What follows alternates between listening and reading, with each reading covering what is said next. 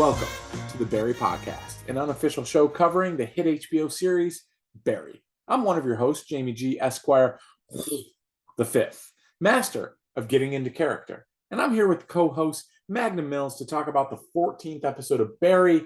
The truth has a ring to it. Man, I don't have one of those cool 5 hands that flies in. I don't have an accordion, but I am Magnum Mills, and I am so good at hiding things that I've lost a lot of stuff over the years. Hidden to never be found again. But thank you for finding the Barry Podcast. You can find us wherever you get your pods. Find us on social media at Barry Podcast. Search for us on YouTube at Barry Podcast, or you can just go to joeblowfootballshow.com. That brings you right to our YouTube channel. If you have, 7 seconds to spare, you like what you see, you like what you heard, please remember to comment, rate, like, follow, subscribe. You know the deal. Literally takes you that 7 seconds, and it helps us out a lot because it helps other people find the show, and we do this for y'all. Thank you very much. We appreciate it greatly. And during our episode, we will be spoiling The Truth Has a Ring to It, as well as all previous episodes of Barry leading up to this episode.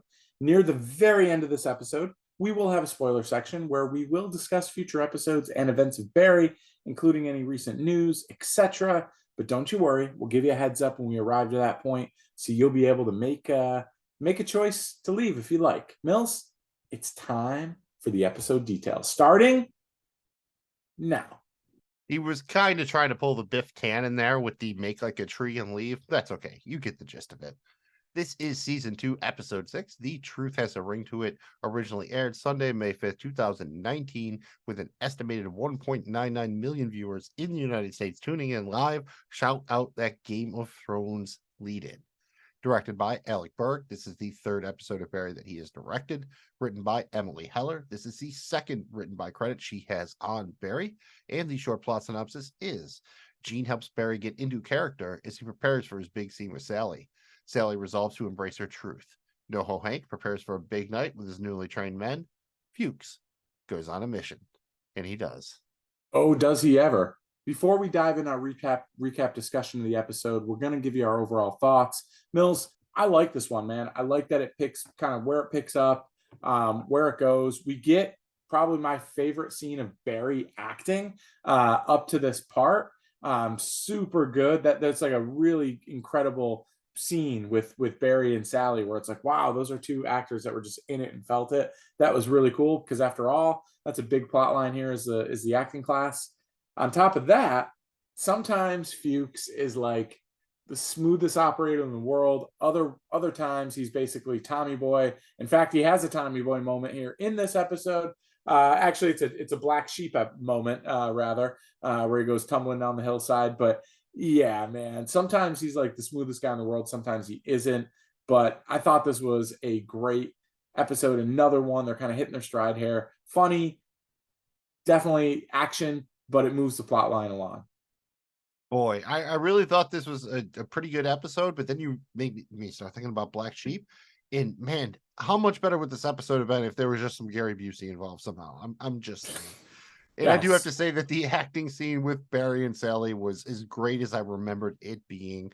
I still got a sense of dread in that final scene when you zoom out on Gene and you see Fuchs sitting there. I'll have what he's having. Not a top tier episode for Hank, but again, pretty solid, especially from a plot standpoint. It's a good Hank episode. He just doesn't quite get all the lines that I love to get from our boy Hank.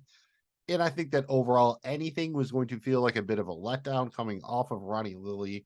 But at the end of the day, I most definitely enjoyed it. I thought it had really good momentum, which was important after an episode like Ronnie Lilly. It moved well, kept my interest, moved the plot along.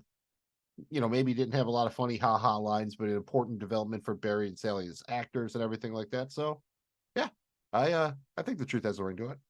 All right, Mills, you've been training for this. This is your moment. Bring us into our episode discussion. It's a fun opening to the episode because we got the big cat, the police chief, giving a press conference. We're told that the police consider the matter between Detective Loach and Ronnie Proxon to be a personal one, and the case is closed. At Loach's quinceanera store, Detective Mae Dunn is searching for Loach's computer and files, but she can't find them. She tries to console Diana, Loach's ex-wife, without much success. They leave, and we see Barry come out of hiding with a box full of Loach's stuff. May done maybe not as competent as we thought. I mean, how well did they really search that store? They couldn't have. I mean, he was literally hid between, two mannequins and two dresses. I mean, come on, dude. There's no way after a detective is murdered, you're not sweeping everything that he touched with a fine tooth comb. I'm talking about like Spaceball style, dude. You're combing the desert. Like, Comb the desert! Found anything yet? Nothing yet, sir. How about you? Not a thing, sir. What about you guys? We ain't found shit. they are literally combing his office. I love Barry. I love the show, but that is beyond far fetched. I think it's what we referred to. Maybe it was a little bit more in our spoiler section of the last episode, but just the idea maybe that going forward, the police would be more of a comic foil than a real threat. And that Yeah. seems to be the case here, especially because Mae Dunn is just absolutely killing it. You're going through a rough time, but you're going to get through it. And I'm sure there's a site for people whose ex and boyfriend murdered each other. And if there isn't, there should be. And Mae's also got the most awkward invitation to watch softball practice I've ever seen in my life or heard, but it's not like there's a good invitation to watch softball practice. Why don't we get a drink? You want to get a drink? No. Okay, no problem. Hey, why don't you come to my softball practice? And right off the bat, in the opening scene, they put, if you're watching on YouTube, you'll see it behind me. But the chief puts up a picture of Detective Loach and a picture of Ronnie Proxton next to each other. And let's just say, who you would swipe right on and who you would swipe left on. The chief even says, apparently Detective Loach's wife, Diana, had recently left him to date Ronnie. So, you get it. Yeah, I get it. Sorry, Loach. I think everybody would be on Team Ronnie here. Yeah, it kind of makes sense, doesn't it?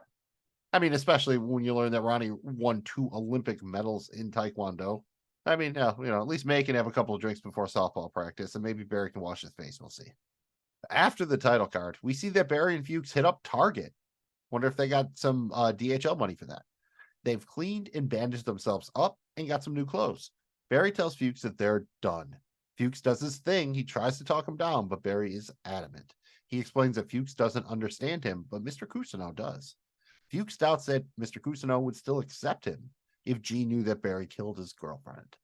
Fuchs starts talking about Hank's heroin deal and how he could do it without Barry. Barry tells Fuchs that he's got no business without him, and he walks away. Why? What have I done? Name me one thing I've done. You wore a wire. I wore what?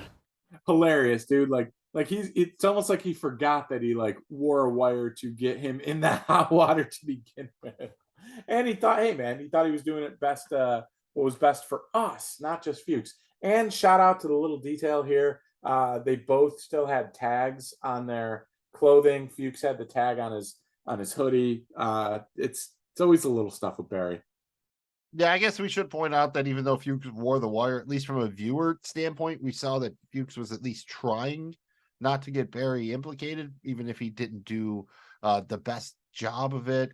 I love Fuchs being blatantly honest when he says, Your head's not in the right place. We just got our asses handed to us by a 12-year-old. do you think that Fuchs sees this as a little bit personal, that Barry is somewhat choosing Gene over him? Maybe it's not Yes. just business. So, okay. So I get that a little bit here. It's kind of very specific to, now Barry has 2 people who he's told this horrible story to, and they still accept him.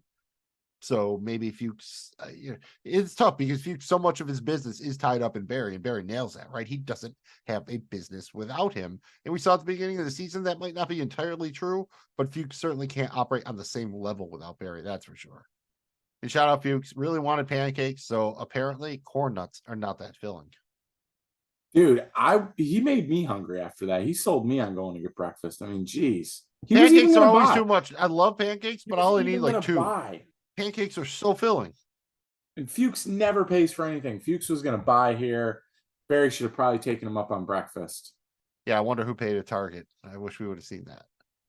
Actually, I would have liked to see Barry and Target, just them shopping for, 5 minutes. I think there could be some good comedy to be mined there. And speaking of good comedy to be mined, go to the stash house. We see Hank is stuck on laundry duty. Akmel tells him that Esther and her men are leaving to return to the monastery in anticipation of the heroin shipment. Oh no.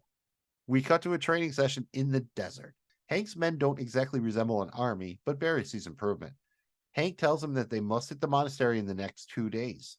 Barry says, "What's with this wee shit?" He reminds Hank that he's just training his guys. That was the deal. Hank asks if the men are ready, and Barry says, "They're as ready as they're ever going to be." The Chechens stage an elaborate farewell ceremony for Barry, complete with an accordion player. Hank also gives Barry a pin indicating that the debt has been paid. Barry and Hank shake hands, and Hank begins to give Barry a bit of a speech when he's interrupted by the accordion player, who Hank rips into. Hank walks Barry back to his car and asks if he has the special bullet Hank gave him earlier. Barry doesn't. He left it at home, but that's okay. A normal bullet is cool, too. One of the Chechens thanks Barry for pushing him during training. He feels that he has a purpose now. Barry shakes his hand and drives off as the Chechens wave farewell behind him. And the purpose thing, right? I mean, is this Barry feeling like he turned into Fuchs a little bit? Because remember earlier we would hear Fuchs talk about giving Barry his purpose, and Barry wanted to have a new purpose in acting. How do you think this makes Barry feel to kind of be on the other side of that? It was weird because he kind of stared at him in disbelief.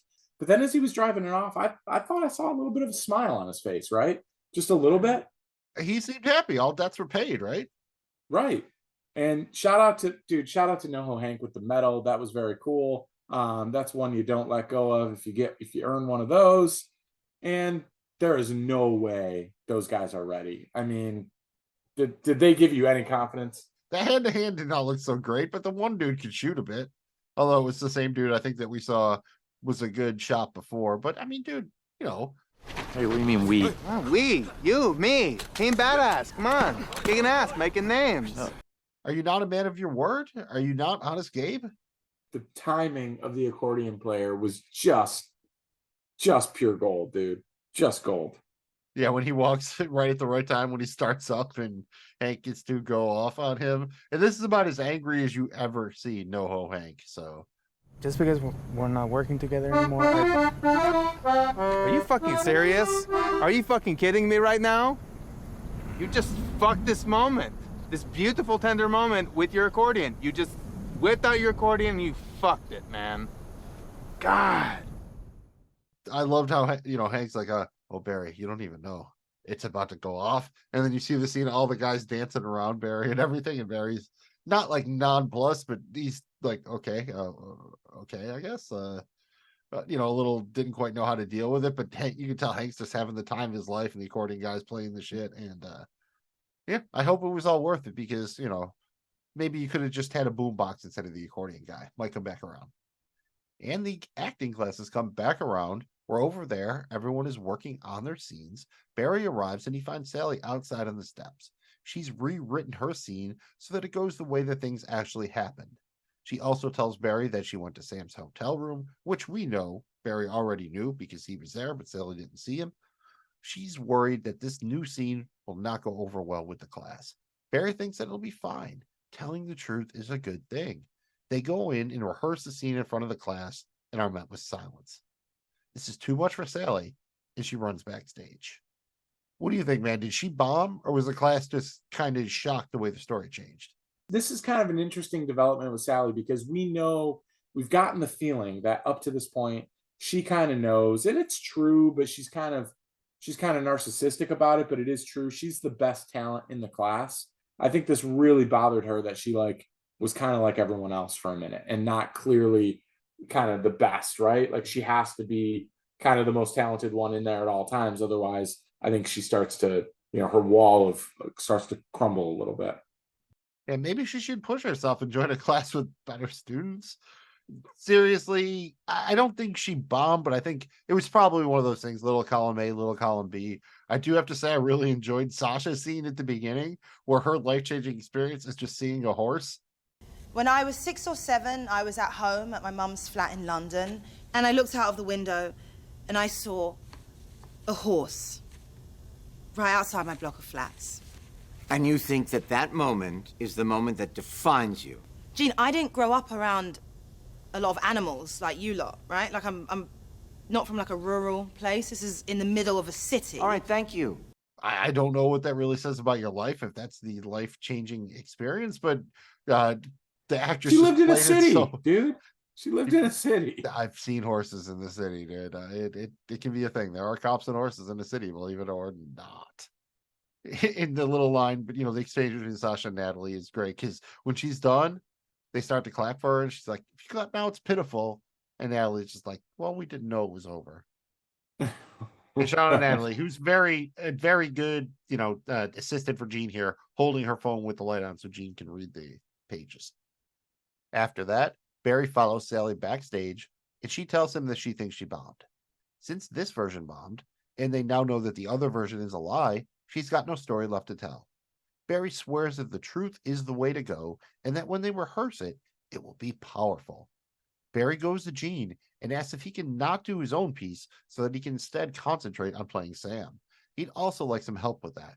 Jean happily agrees, as long as he's out of there in 7 minutes.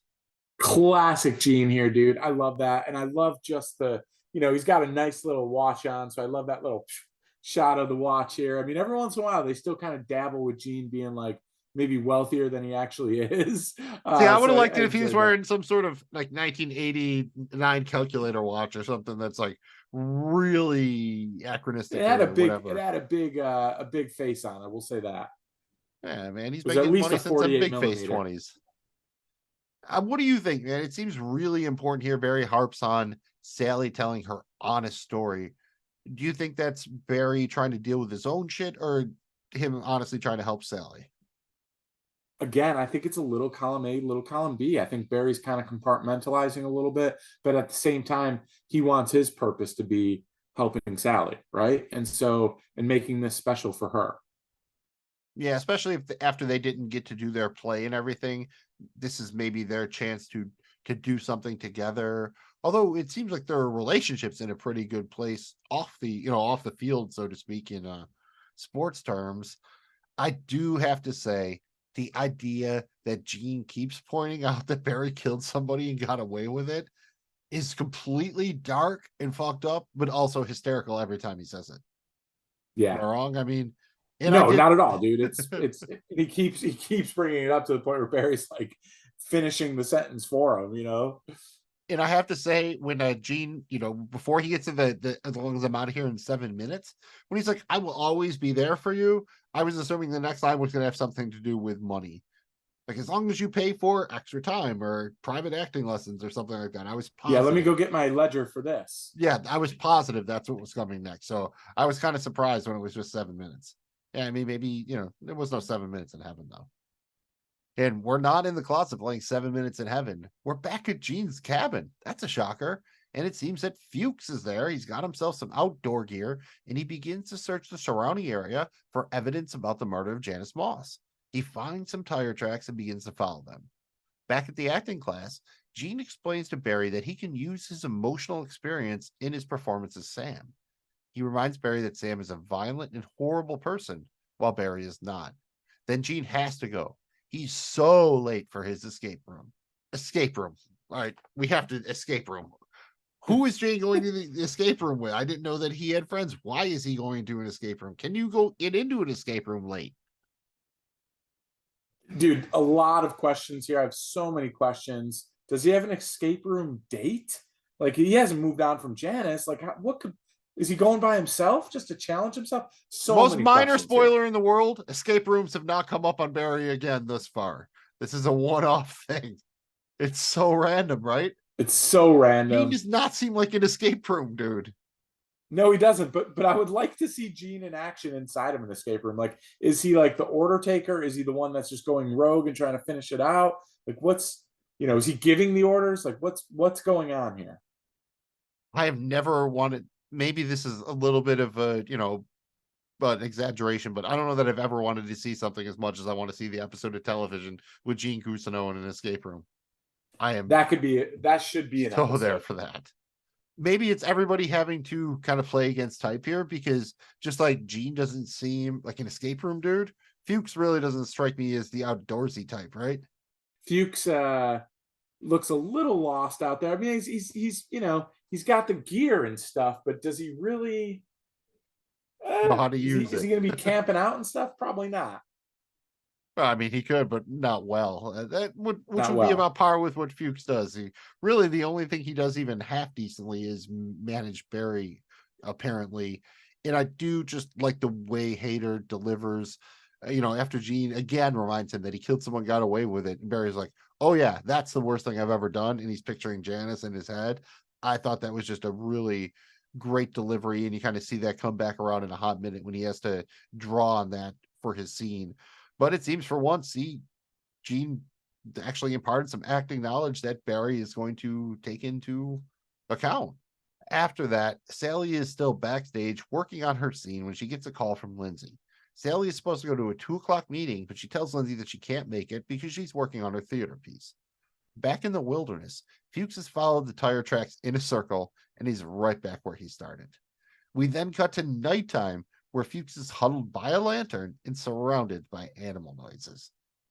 You said it, man. I don't know if he's much of a camper, right? I don't know that he is, man. What's in that pack? What is in that pack? It's a huge pack. It's a huge Is it pack. all corn nuts? Is it just corn nuts in there? It damn sure wasn't a tent or water or fire starter or any of the normal things you would take with you as you go camping. Yeah, you get the impression the one bottle of water he drank early on was probably the only one he brought with him. Do you think he's motivated strictly by revenge here, or does he just want in on this heroin deal that bad? No, I think it's mostly revenge. I think he knows, okay, now this is war with Barry. He's shown it before, right? Turning his back and snitching on him and wearing a wire. Well, I think now he feels double crossed, and it's even worse. So he knows the one thing he can do to hurt Barry, and he's gonna stop at nothing to do it. I mean, speaking of hurtful, I mean, why would you just assume that the wife of Benicio del Toro's character is a drinker? Sally, look, I know it's one scene and it is another wife, but this is Benicio del Toro's wife, so I'm assuming she drinks. What are you trying to say? Is that a Fear and Loathing in Las Vegas thing? What are we talking about? You got to throw it when the rabbit peaks, dude. Yeah, I'm not sure where Lindsay got that one from. Back at the acting class, Barry and Sally are about to be up, and Sally doesn't want to do the scene. Barry assures her that he's been working really hard with Gene, and it's going to be great. They start to do the scene, but it's no different than before. Barry asks for a reset, and then we see him first remember Conagal, and then Janice Moss. Barry managed to channel those emotions into his performance, and it helps Sally elevate her side of the scene. The class loves the performance, and Sally is very impressed by what Barry managed to do. Gene pulls Barry aside and tells him, "That was really well done."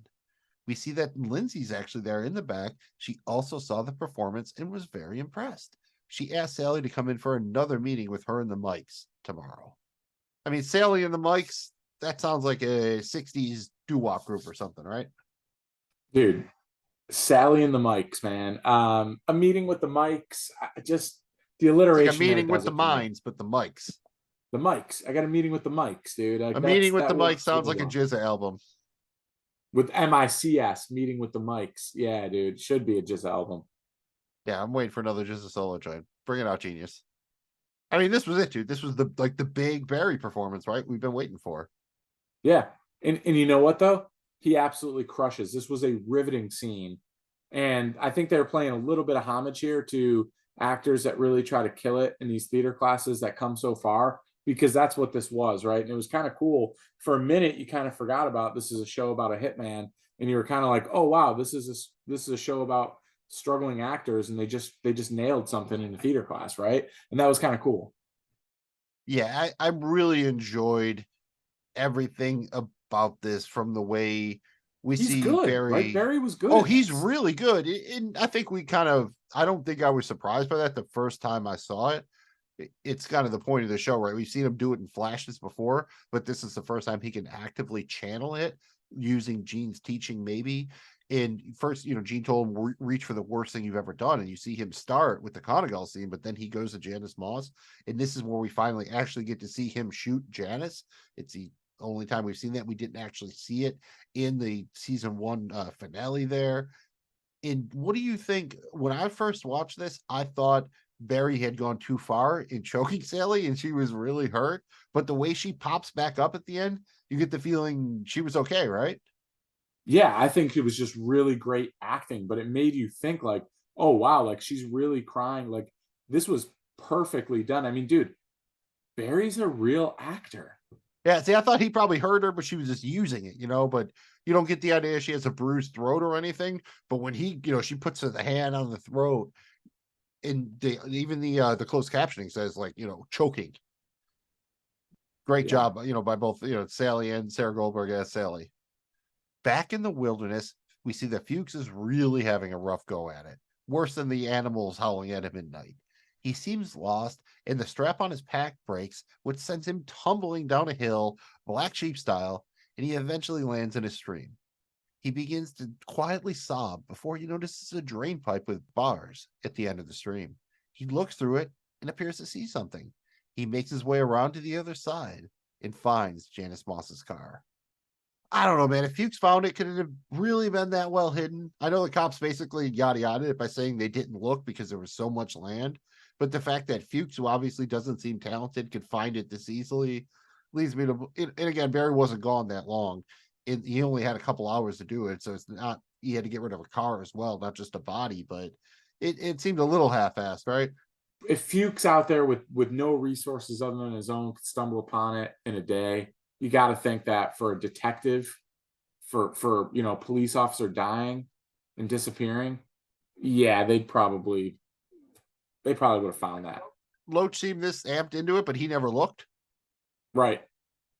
You said he picked up the tire tracks early, and it makes you curious too. How does Fuchs get back from here? There must be tire tracks he can follow back, right? Because he has no idea where he is, from what I could tell.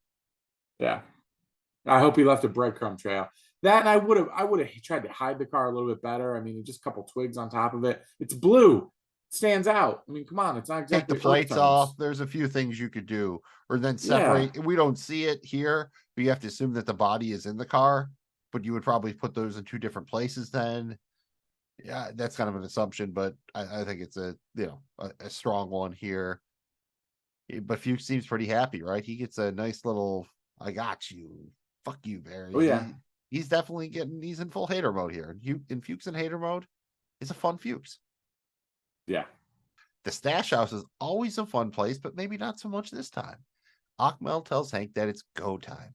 Hank puts on his John Spartan from Demolition Man beret and double checks with Achmel that their preparations are complete.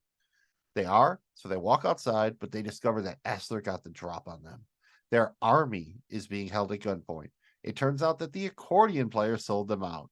Cristobal is very disappointed. Hank begins to try to explain things, but he's knocked out by a punch, and the screen fades to black.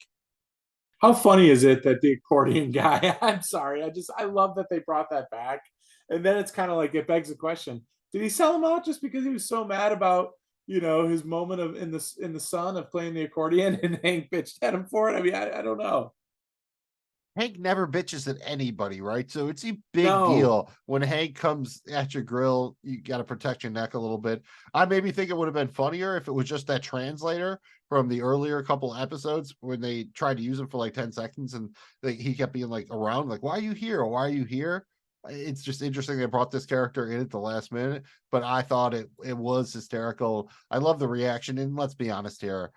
Hank's army was probably never going to succeed, right? So this was one way to kind of get around them just going in there and failing.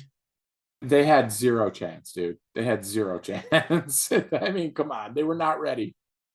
So this was probably cooler than seeing another kind of lopsided shootout. I think was probably the better option, instead of seeing another lopsided shootout. Let it. They probably also burned the action budget in Ronnie Lilly too. So this makes sense. It's like the Game of Thrones, the big battle where it's like, let's just knock Tyrion out and have him wake up after the battle so we don't have to pay any of that money for it. Right. Makes sense. And also, shout out Hank wanting to make sure that his guys knew to double knot their boots. Can't have people tripping, It's embarrassing and, dangerous, but mostly embarrassing.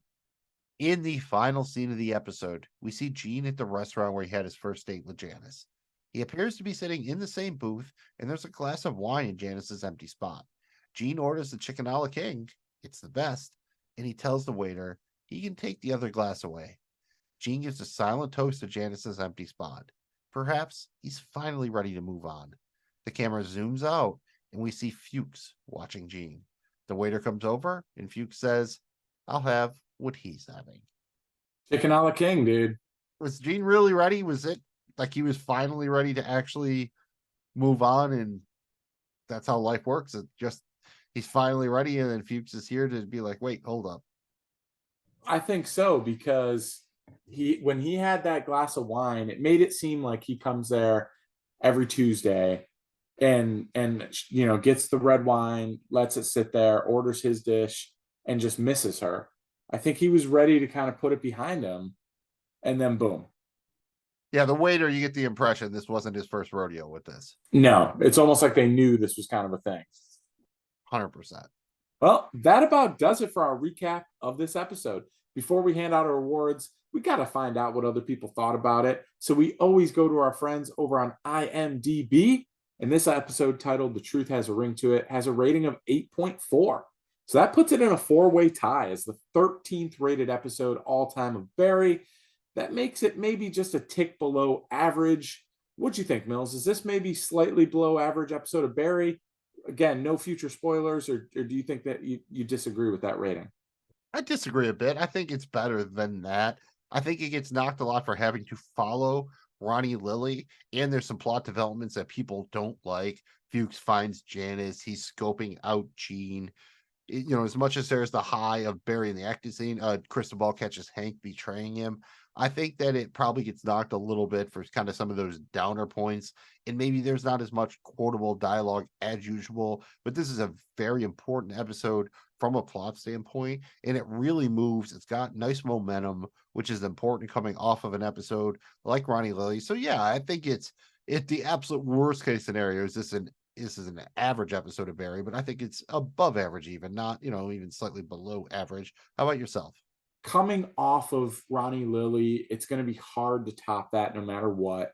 But I think that this episode is definitely not below average. I put it above average, and I think it was a really good episode. I wanted to see the momentum carry over from Ronnie Lily. It was like we finally started to kind of get there this season, and I don't think it disappointed me. I think it kind of continued that trend as we head into the final 2 of the season. And we know everybody works very hard on Barry in every aspect of it to make it great, but we've heard Bill Hader himself admit multiple times they don't really spend that much effort on episode titles. The Truth Has a Ring to It actually has a ring to it, but it is a bit of a mouthful. Jamie G, can you do any better as an episode title here? I want to figure out a way to incorporate the accordion guy. I think that would be fantastic. You just whipped out your accordion. I could get down with that.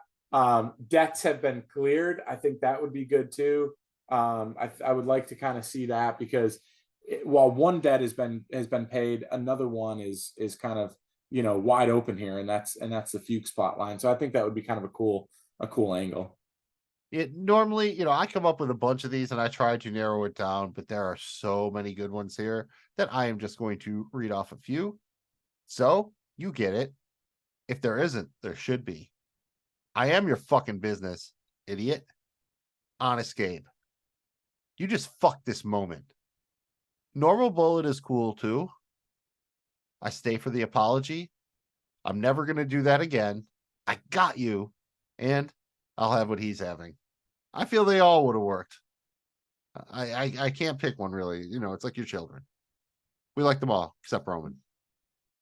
Yes, we do. Now it's time to hand out our awards for this episode. We'll start by each choosing our favorite quote or dialogue exchange from the episode. I got to go on a little bit more of a serious tip here, Magnum Mills. I got to give it to the dialogue exchange between Cousineau and Barry. So in order to play him, you've got to use the worst thing you've ever done in your life. Yeah, no, and that was the worst thing I had ever done in my life. Thank Christ. Because, you killed somebody and got away with it. I just thought that was the final icing, because they had kind of been toying with that throughout the episode, and then to have it come back full circle, that was a cool moment. As weird as it is, it's the first line of the episode, well, maybe one of the first lines, where the chief pulls up these side-by-side photos of Loach and Ronnie. Apparently, Detective Loach's wife, Diana, had recently left him to date Ronnie. So, you get it. Yeah, I get it. And honestly, I get it. Sorry, Loach, but I get it. apparently Loach did not get it. Loach did not get it, and you feel bad for Loach, but I think the rest of the world got it. Yeah, he's a sad sap. I mean, Ronnie, 2-time Olympic medal winner. It's looking good in his headshots there. Much better than, people we've seen throughout the show. Up next is our favorite moment or scene from The Truth Has a Ring to It. My turn to go first here. I think this is one that's probably an obvious one, and that's Barry and Sally's acting scene together. Incredibly powerful. The way Barry does tap into his emotional experience to give Sally what she needs to take the scene to the next level. Jamie G, how about yourself? Yeah, I hate to just double up here, but that was so awesome, and it was the best. I've been waiting for that moment in this acting class for 14 episodes, so I gotta give it there, man. I thought that was awesome. Sometimes you got to give it to him raw, like cocaine straight from Bolivia. And this is one of those times, dude. That brings us to our Greek Freak of Assassins, which is our MVP of the episode. I guess I'll go first here. This was a real tough one, man. I don't want to give it to Fuchs because he really kind of just ended up on dumb luck, even though he's in a position there at the end. I think I'm going to give it up for Sally. Sally kind of fought through some stuff. She ended up crushing this scene, and she's got a real support system in Barry where he basically gave up on his story just to help support hers. And she's having a meeting with the Mikes. You know what? I talked myself into it. I'm going Sally here as my MVP. I think Sally is fair. She was my runner-up, but I have to give it to Body. Theoretically, at least as far as he knows, he did it. He got rid of Fuchs. He tapped into his emotional well for the acting thing. He gave Sally what she needed. So at least in Barry Berkman, in Barry Block's mind, he is the clear winner of the episode. And also shout out Gene, because 2 of his students really shined here. And, apparently he's still got good escape room fun going off screen or whatever. So it's going well for him. And speaking of Gene, we're no Roddy teas, but we have to give a grade to The Truth Has a Ring to It in honor of Gene, who's played by Henry Winkler. Because I'm the Fonz. Oh, hey.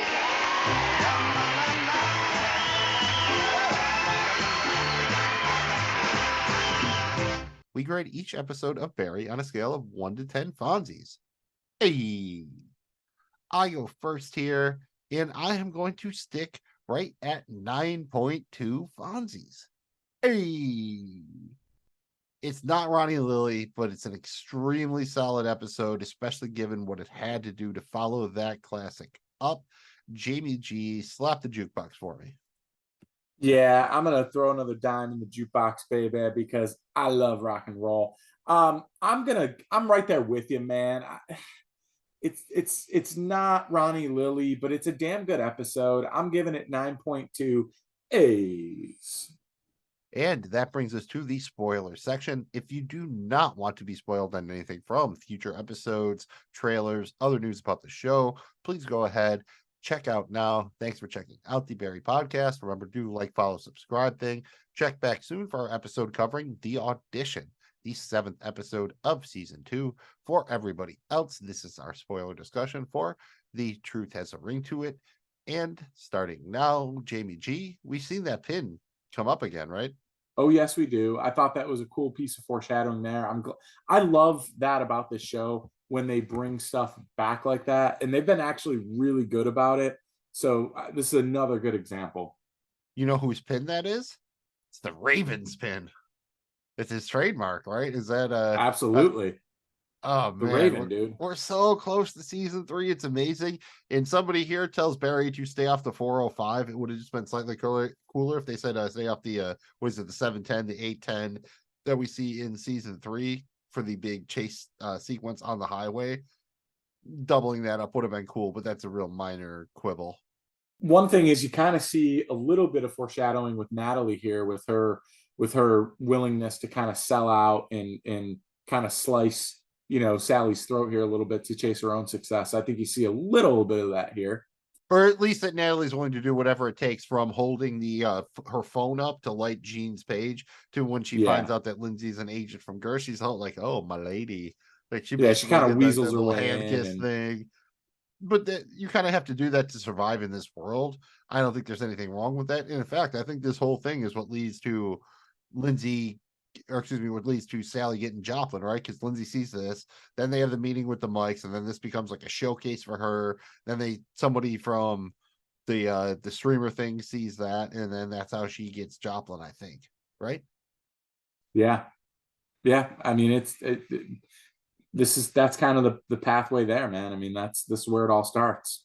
I mean, really, this is laying track for the final 2 episodes of the season. It's, because Fuchs obviously gets back because we see him seeing Jean here at the end. But then the final bit of the season here is when he brings Jean to the car and tells Jean, here's Janice. You can find her. She's definitely dead. But, Barry Berkman did this. I believe it's the final line of the season when he whispers in the air. And I forget, Fuchs gets the pin somehow, right? It must be in the monastery shootout because then the pin ends up in the car, right? I'm pretty sure that's how it ends up. And that's where, and that's how it becomes the Ravens. That is a wrap on The Truth Has a Ring to It. Mills, anything we forgot here? No, I think that pretty much does it. Again, next up is season 2, episode 7, The Audition. Cards on the Table. That sounds like the title of a Seinfeld episode, so I'm intrigued. It does. Maybe Barry should have been a marine biologist. Thanks again for checking out the Barry podcast. We hope you enjoyed our show and that we added something to your Barry experience. Whether you're rewatching this show like us or checking out Barry for the first time, just remember, we got you covered. Please like, subscribe, comment. Means a ton to us. Magnum Mills, lay the final speech. Yeah, you just got to finish up with them Lydia deets. Again, wherever you get your podcast, just search for Barry Podcast, on social media at Barry Podcast. Search for us on YouTube at Barry Podcast, or go to JoeBlowFootballShow.com. Bring you right to our YouTube channel. Remember, like, follow, comment, subscribe. Said it enough times. I am Magnum Mills. He is Jamie G. We are the co-presidents of the Mitch Fan Club, and we like to go out by bringing it in. 1, 2, 3. Goose